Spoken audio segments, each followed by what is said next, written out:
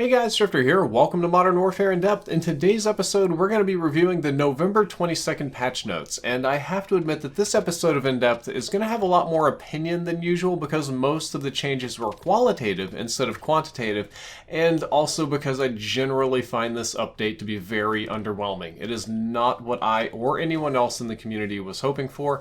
I stayed up until 6 a.m. my time preparing this video, and to be perfectly honest with you, I should have gone to bed, but let's jump right into the highlights of this update. The number one thing is that gun game has been added to Modern Warfare, and it's in general matchmaking. It is in playlist right now. You can all go and play gun game, and I think it's neat that gun game has daytime and nighttime maps. So if you want to do like the nighttime laser sight, goggles on and off, shooting the light bulbs out kind of stuff, there's now a more reasonable mode for that, which is gun game. And I have to admit, I don't play a whole lot of free-for-all or a whole lot of nighttime mode, so to me, changing up the flow of the pace and the way the maps looked visually almost made it feel like I was playing new maps. I was walking into doors and walls and kind of acting like a goober for a little bit, but after playing gun game, I have to confess, I really think I hate this mode. I think that gun game is in Modern Warfare a terrible mode. And maybe free-for-all is the same. It's mostly just the spawns. I would spawn in the same corner over and over and over again, and most of the fighting would happen in one corner of the map near the spawns. And it just wasn't very fun. It was very satisfying when I pop off and kill people, but I feel like enemies are just coming in from all sorts of random directions, and I have no control over it, and I get spawn killed a lot. So I really did not have fun with that. The REALISM MOSHPIT has been added to Modern Warfare. That's most of your objective modes and TDM. Kind of all the realism stuff bundled in one, so it's good to see realism come back. That was an interesting alternative to hardcore, even though I don't necessarily play it a whole lot. Two new Spec Ops missions have been added. HARBINGER, which is on the standard Spec Ops map, and BRIMSTONE, which takes place on Karsk Quarry, have been added to the game. I played these a little bit with randoms, and I didn't obviously make it very far because randoms.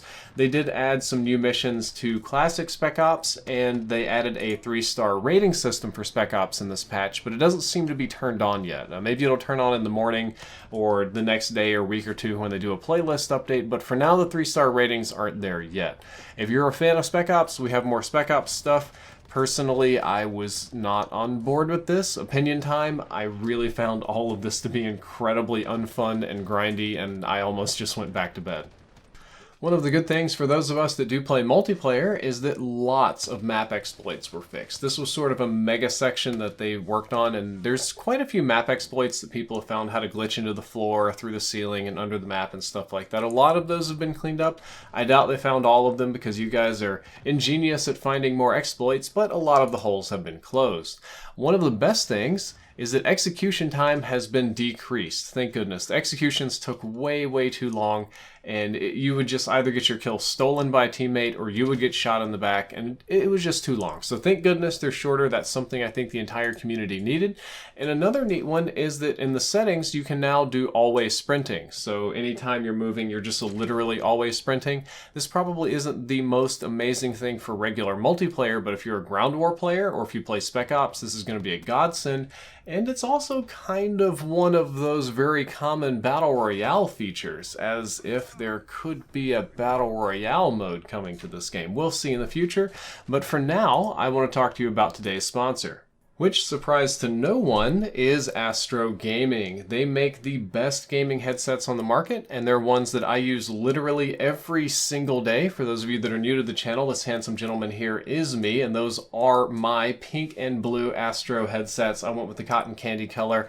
I would encourage any of you to pick up a pair of ASTRO Gaming headsets or controller because they're just tools that I use every single day, and I could not possibly recommend them more.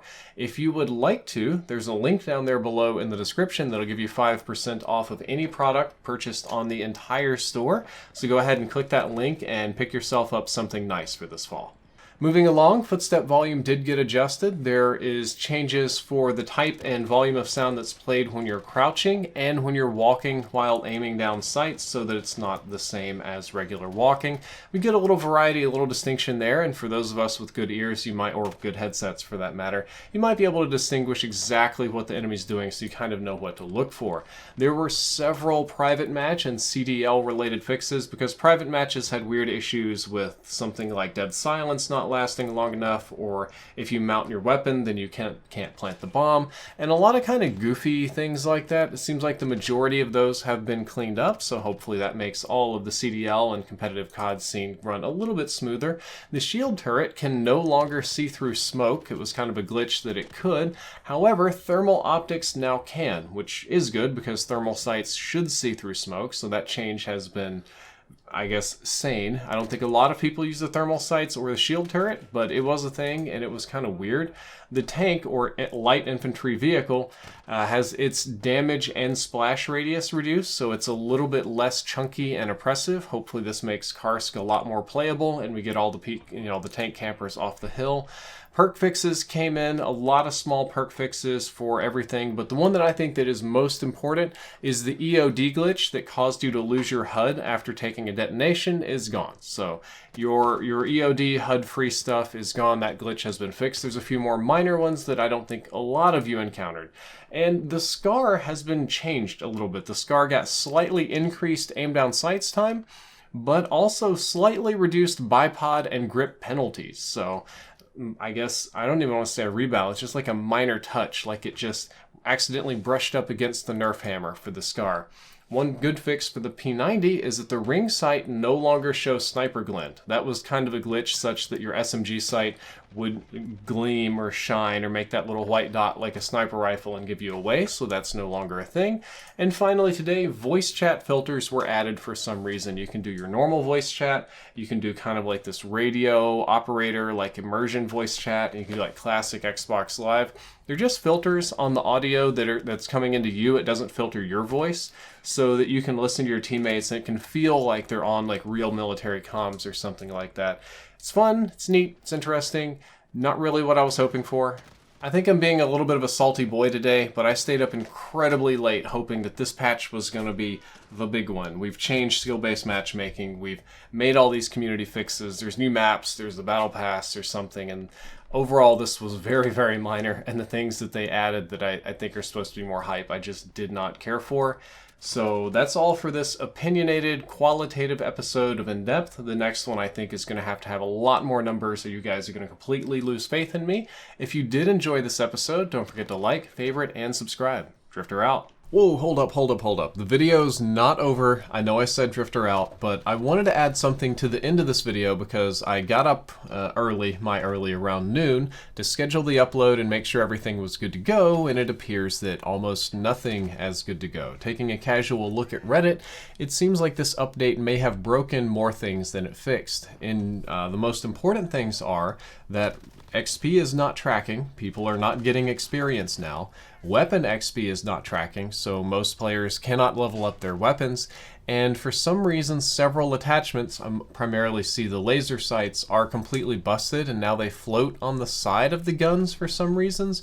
I'm not exactly sure what happened, but it's a little bit almost reassuring in a way that my early morning sarcasm and sass and disappointment in the update wasn't entirely unfounded based on content, but it just created more bugs, which genuinely sucks, and I'm gonna have to see if I'm one of those people that are affected and can't level up weapons, which kind of messes up In Depth. So yeah, just added this little bit to the end. Please be aware that there are lots of new bugs. I'm sure we'll find out about them over the next couple of days, and hopefully sometime over those same couple of days they all get fixed by Infinity Ward. Actual Drifter out this time.